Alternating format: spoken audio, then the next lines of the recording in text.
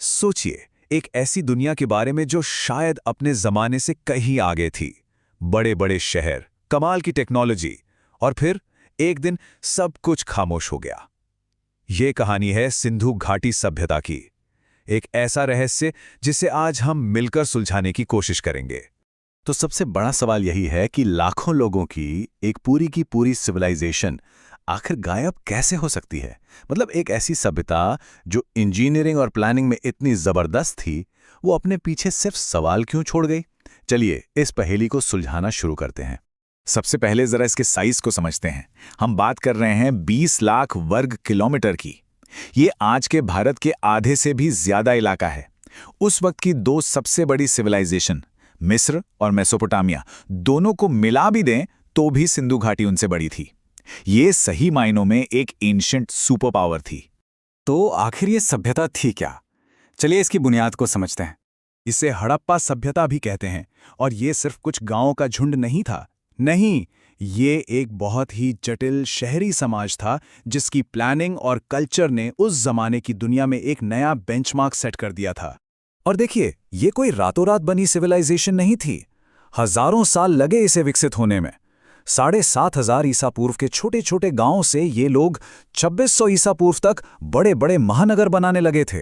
लेकिन कमाल की बात यह है कि अपने पीक पर पहुंचने के कुछ ही सदियों बाद सब कुछ बिखरने लगा। 1900 ईसा पूर्व आते आते पतन के निशान साफ दिखने लगे थे। और इन शहरों की सबसे हैरान करने वाली बात है उनको बनाने का तरीका। वो ऐसे ही कहीं भी नहीं बस गए थे, बल्कि वो तो इंजीनियरिंग के शानदार नमूने थे जिन्हें बहुत सोच समझकर प्लान किया गया था।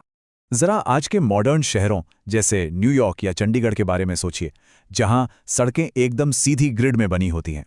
हड़प्पा के शहर 4,500 साल पहले बिल्कुल वैसे ही थे। सड़कें एक दूसरे को 90 डिग्री के एंगल पे काटती थीं, जिससे पूरा शहर एकदम ऑर्गेनाइज्ड ब्लॉक्स में बटा हुआ था। ये सिर्फ प्लानिंग नहीं थे, ये दिखाता है कि उनका समाज कितना अनुशासित था। और बात सिर्फ सड़कों तक ही नहीं रुकी। सोचिए, हर घर में पक्की ईंटें लगी थीं, और वो भी एक स्टैंडर्ड साइज की।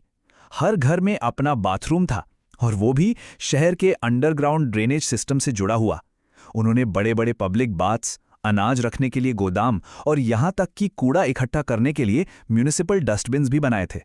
ये 21वीं सदी की नहीं, बल्कि 4,500 साल पुरानी पब्लिक सैनिटेशन की एक मिसाल थी। ये उस जमाने के हिसाब से कितना एडवांस था।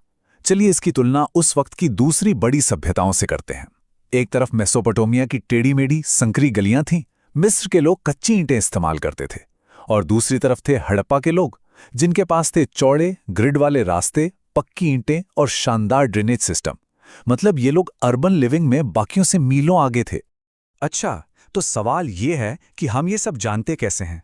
इसका जवाब मिलता है राखीगढ़ी जैसी साइट से, जहां आज भी मॉडर्न साइंस इस सभ्यता के राज खोल रही है। ये भारत के हरियाणा में है, और शायद अब तक का खोजा गया सबसे बड़ा हड़प्पा शहर भी। लेकिन असली खजाना वो जमीन के नीचे दबे कंकालों में मिला। और इन कंकालों से साइंटिस्ट को वो चीज मिली जिसका उन्हें दशकों से इंतजार था, एंशिएंट डीएनए। और इस एक डीएनए सैंपल ने इतिहास की एक बहुत बड़ी थ्योरी को हिलाकर रख दिया। पता है क्या मिला? राखीगढ़ी के लोगों का सेंट्रल एशिया के स्टेपी चरवाहों से कोई जेनेटिक लिंक था ही नहीं। और ये बहुत बड़ी बात है, क्योंकि सालों से एक थ्योरी चली आ रही थी कि इन्हीं बाहर के लोगों ने आकर हड़प्पा सभ्यता को तबाह कर दिया था। इस एक खोज ने सब पर सवालिया निशान लगा दिया। तो फिर हम वापस उसी बड़े सवाल पर आ जाते हैं। आखिर इतनी महान सभ्यता खत्म कैसे हुई? दशकों तक एक थ्योरी थी जो हर जगह पढ़ाई जाती थी। इसे कहते थे आर्यन इन्वेजन थ्योरी। कहानी कुछ यूं थी कि सेंट्रल एशिया से कुछ लड़ाके आए घोड़ों पर सवार होकर, और उन्होंने इन शांत शहरों पर हमला बोल दिया, सब कुछ जला दिया और सभ्यता का अंत कर दिया। ये कहानी सुनने में बड़ी सीधी और ड्रामेटिक लगती थी, लेकिन क्या ये सच थी? लेकिन जब आर्कियोलॉजिस्ट ने और गहराई से जांच की, तो सबूत कुछ और ही कहानी कह रहे थे। सबूत बस मैच ही नहीं हो रहे थे। 40,000 लोगों के शहर मोहनजोदड़ो में सिर्फ 38 कंकाल। क्या ये कोई बड़ा नरसंहार लगता है? शहरों में लड़ाई का कोई सबूत ही नहीं मिला, न हथियार, न जली हुई इमारतें। और सबसे अजीब बात, जो कंकाल मिले भी उन्होंने अपने गहने पहने हुए थे। भला कौन सा हमलावर इतना कीमती सामान पीछे छोड़ के जाता है? तो अगर आक्रमणकारी नहीं, तो असली मुजरिम कौन था? जवाब है मौसम। जी हाँ, मॉडर्न साइंस बताती है कि उस दौर में एक भयंकर क्लाइमेट चेंज हुआ था। सदियों तक मॉनसून कमजोर पड़ता गया। घग्गर हकरा जैसी बड़ी बड़ी नदियां जो इन शहरों की लाइफलाइन थीं, वो धीरे धीरे सूख कर रेत में खो गई। जब नदियां मर गईं तो खेती भी खत्म हो गई, व्यापार ठप हो गया। ये कोई एक दिन में हुआ हमला नहीं था। ये एक धीमी दर्दनाक मौत थी, क्योंकि लोग पानी की तलाश में अपने महान शहरों को छोड़कर चले गए। तो सवाल ये है कि इस हजारों साल पुरानी कहानी का आज क्या मतलब है? ये सिर्फ इतिहास का एक पन्ना नहीं है, ये एक सबक है। उनके शहर भले ही खंडहर बन गए हों, पर उनके आइडियाज आज भी जिंदा हैं। जब हम एक वेल प्लान्ड शहर देखते हैं तो उसमें हड़प्पा की झलक होती है। जब दुकानों में स्टैंडर्ड वजन का इस्तेमाल होता है तो वो उनकी विरासत है। वो दुनिया के पहले लोग थे जिन्होंने कपास उगाया। सोचिए, एक ऐसी फसल जो आज भी हमारी जिंदगी का कितना बड़ा हिस्सा है। वो भले ही चले गए, लेकिन उनकी छाप आज भी हमारे साथ है। लेकिन शायद सबसे बड़ा सबक उनके अंत की कहानी में ही छिपा है।